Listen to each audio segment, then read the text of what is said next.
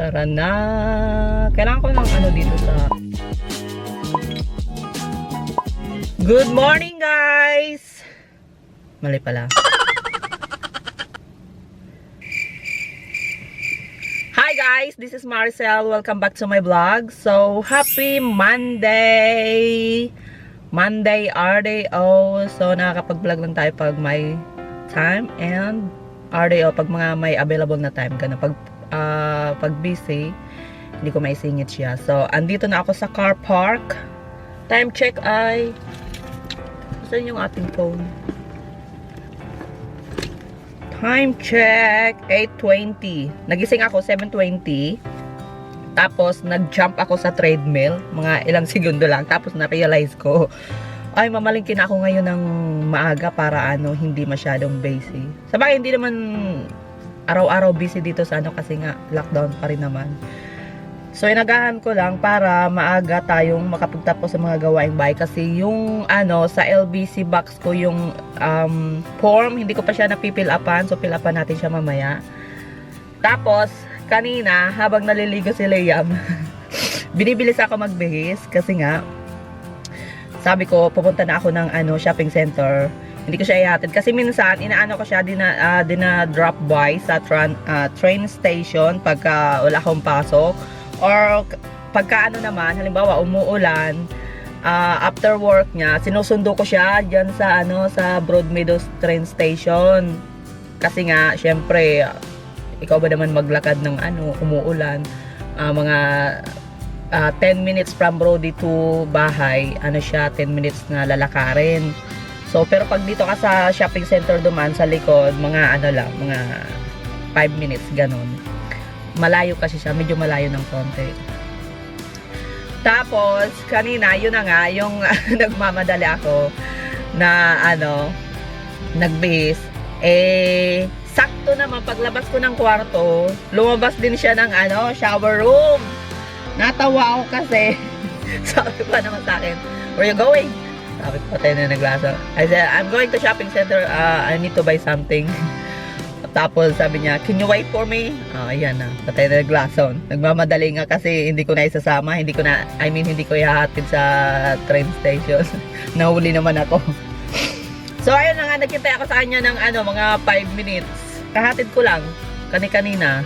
Tapos, andito na tayo sa parking area ng shopping center dito sa Brody. So, naisip ko mag-grocery ngayong araw, Monday, kasi hindi masyadong busy kasi karamihan na sa trabaho. So, Saturday and Sunday umiiwas ako kasi Saturday and Sunday parang yun, di ba, grocery time. So, tingnan nyo yung car park. Park ko sa inyo. Hindi siya masyadong busy. Tingnan nyo, ayan yung gasolina natin, isang guhit na lang. So, ayoko siyang mag-empty. Ayoko nang nagda-drive tayo tapos biglang may nangyayaring aberya sa daan. So, maglalagay tayo ng gasolina mamaya. Tapos, tara na kasi at sa loob. Teka, yung aking mask nga pala. Simpson pa rin ang aking ginagamit. Maglagay muna tayo ng basbaga tayo umalis. Tapos pala ako, guys. Magka-cash out din ng money kasi pambayad sa LBC box ba? Sa balikbayan box. Magkano babayaran ko? 190. Hindi na kasi ako nakahabol sa promo. So, ayun. Medyo pricey siya. Tara na nga.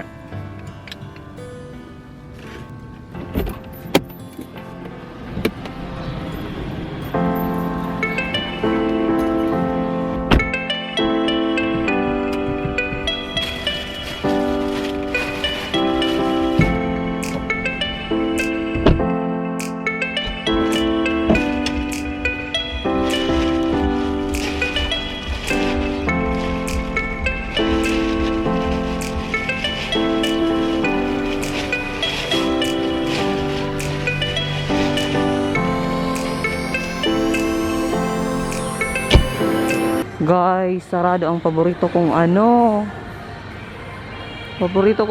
shop. Ayan sarado sila. Woolworths. So, tahimik pa rin dito sa loob. Halos walang katao-tao. Sarado pa rin ang mga shop. Ayan, oh. Yan. Parang ano eh. Parang naging ghost town ang ano, Brody Shopping Center. Nakakalungkot. Guys, balik na tayo sa sakyan. Kasi yung Woolworths, sarado nga. Yung Woolworths kasi, yung trolley nila, hindi na kailangan ng coin. So, sa Kohl's, bukas sila. Kaso, nakalimutan ko magdala ng coins. So, wala akong trolley. Tapos, naghahanap ako dito sa, sa car park. Wala. Wala sila. Ay, baka, ayun. Pwede ba yun? Uuwi pa sana ako eh. Kukuha ko ng coins. Tingnan natin yung isang trolley na yun. Tara. Ayan o, yung trolley ng Kohl's. Tingnan natin.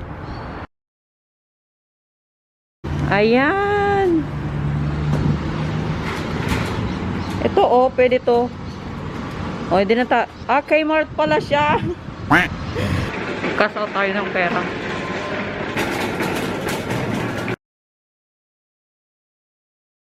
Tingnan nyo guys, ang mura niya ngayon. Pero maliliit lang. Ayan siya. Ayan. Tapos yung kabila. Ano siya? $2 for $6. Ayan siya. Mura lang.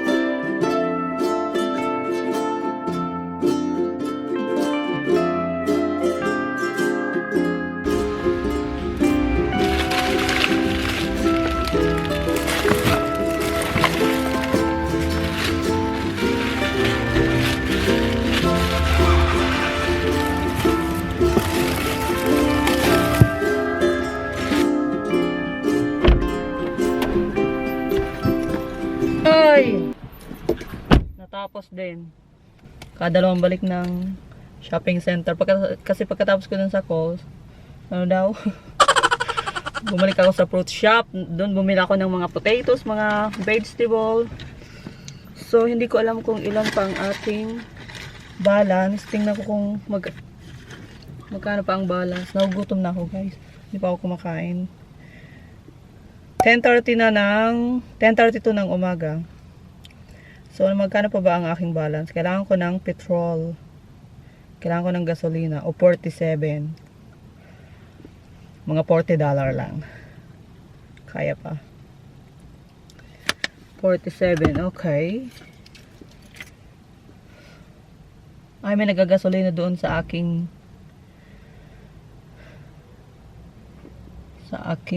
paboritong gasolinahan. Hintayin natin siyang matapos. Diyan tayo magagasolina. Yan.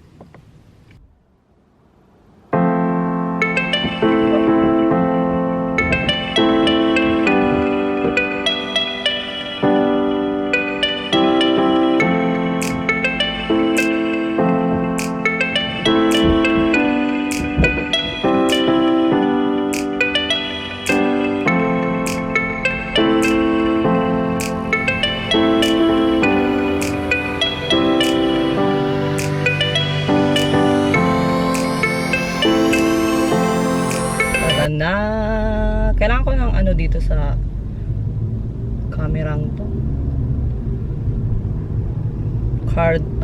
Phone holder. Kailangan ko siya.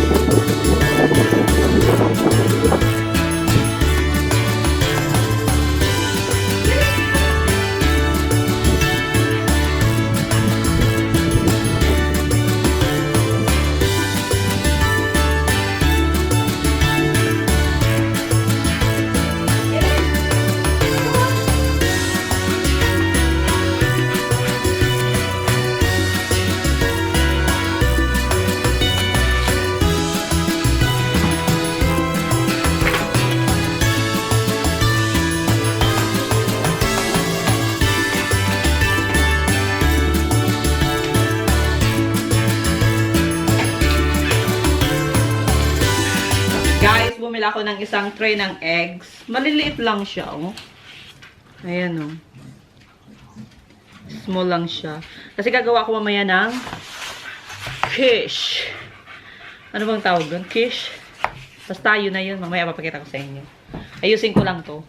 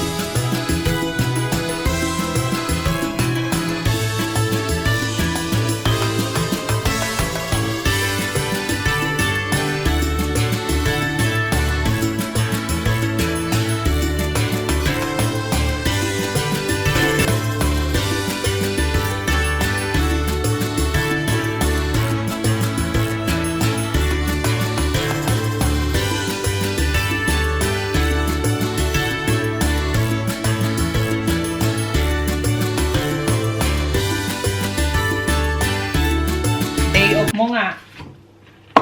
Hindi na naman day off sa bahay. Magana ako guys, magkuprito ako ng hotdog. Kasi Tom Jones na talaga ako. Anong oras na? 11:30 na ng umaga. Hindi pa tayo kumakain ng breakfast. Uminom lang ako kaninang maligamgam na tubig. Yun lang. So, chicken prawn. Try natin to kung masarap ba siya. Tapos, ito naman yung para kay Jenny. Ayan, chicken. So, kuha tayo ng olive oil.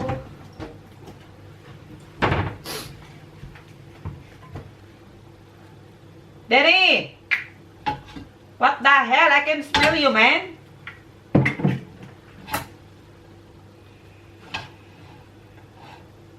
Baon ng utot ni Jenny. Grabe talaga. Dinig talagang tao. Diyos ko, Mariusip. Pag umutot si Denny, buong bahay, parang sasabog. Ano lang siya, mga... Binili ko kay Denny dati, yung chicken neck, nagsawa siya sa chicken neck. Tapos yung, ano naman, yung drumstick. Malang kilo ngayon. So, ito na lang. Ayan, $2 lang siya. $2 for 2 kilo. Ay, hindi 2 kilo ba to o ano? 1.5 kilo yata. Basta, binigay sa akin $2 lang.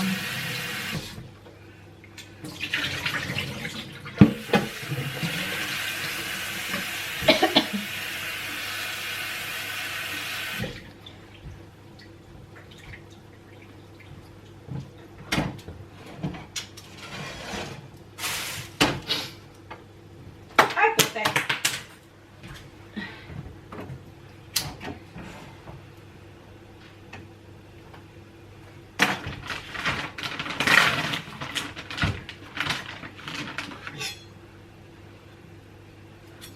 Denny?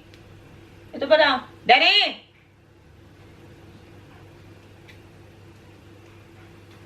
What are you doing? Dalawa lang, tikman natin. What are you doing?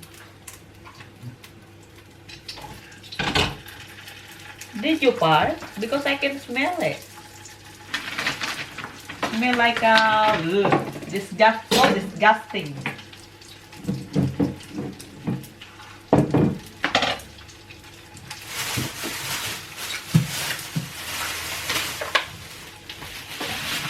Meron ako dito guys na ano. Ay! Meron ako ditong pork belly. Ayan. Sobrang mahal niya, $11. Ito lang 3 pirasong to. So, gusto ko siyang adobuhin. Bumili ako ng ampalaya. Ampalaya, tapos sa sitaw. Ayan. Adobuhin ko siya mamaya.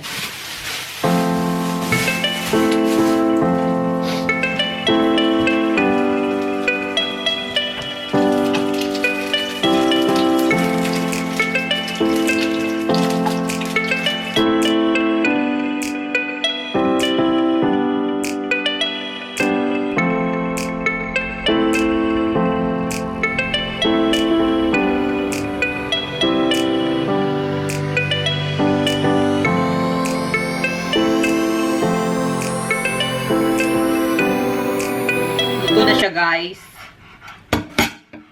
Tikman natin.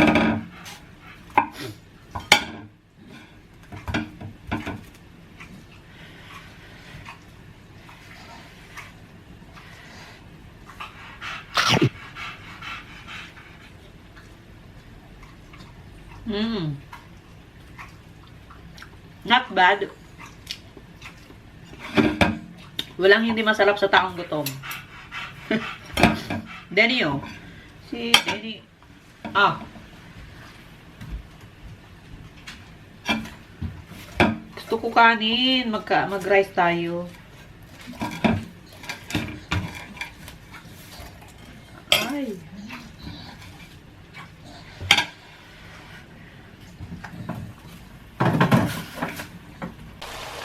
Ayan, malapit ng malauto. So, ayan guys, malapit ng maluto ang ating gulay. Ano siya guys, ginisa ko lang siya sa sibuyas, bawang, kamatis, toyo, paminta. Tapos, ito yung ating isasahog, yung pork belly. Ano siya, pinakrunchy ko muna. So, ilalagay ko siya pag malapit ng maluto yung ating gulay. So, crunchy adobo. Mga pacham. Ayan, luto na siya guys. Kain na tayo kasi 12:30 na ng tanghali, hindi pa ako kumakain. Tapos may tira akong curry egg. Sobrang sarap niya. Curry egg with prawns. Tapos, ayun yung ating crunchy. Kasi yung iba, nilagay ko na dito sa gulay. Tapos yung yan, papapakin ko na lang. Kain! Tapos na akong mananghalian guys. So magtapas tayo ng damo kasi ang tatas na ng mga damo. Ngayon ako may time para gawin to kasi mamaya mga 3 yata uulan.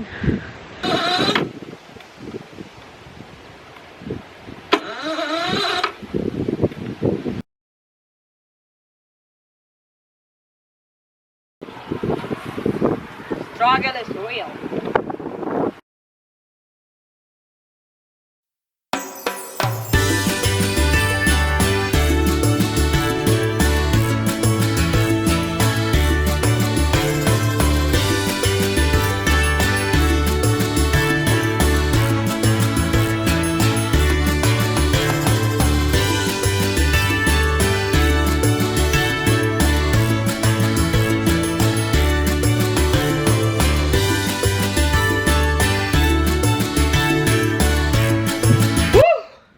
Pinagpawisan ako dun ah. Inuhaw pati ako. Oh my god, ang init.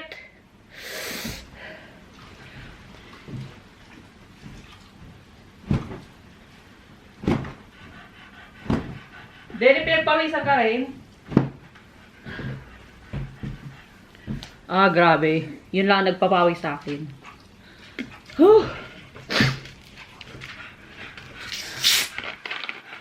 Kakauhaw.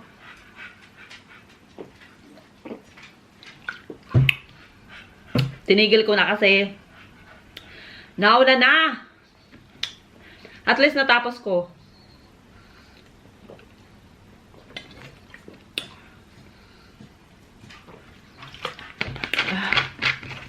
Ang oras na ba?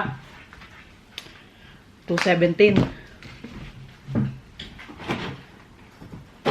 Magluluto na tayo mamaya ng Kish!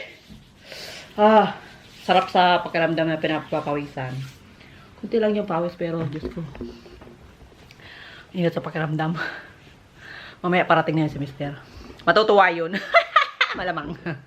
So, luto na ang ating quiche. Yan, tinatawag nila. So, first time ko magluto nito, guys. Yan, mukhang masarap. Tapos, nagluto ako ng meatballs. Ayan, o. Lamb yung ginamit ko. So, yun ang meat nila. Tapos, yan, nagluto rin ako ng sweet potatoes. Ayan. So, yan ang ating dinner. So, guys, ito na yung ating dinner. Ayan siya. Fish, meatballs, and then yung prinitong kamote. Ay, nagbo-blurry. Kain na tayo. Close na natin tong vlog kasi ang haba na. So, time check ay 6 o'clock na ng gabi. So, sakto lang. Kain na tayo, guys. Thank you so much for watching. Bye-bye. See you sa aking next vlog. Don't forget to like and subscribe. Bye-bye!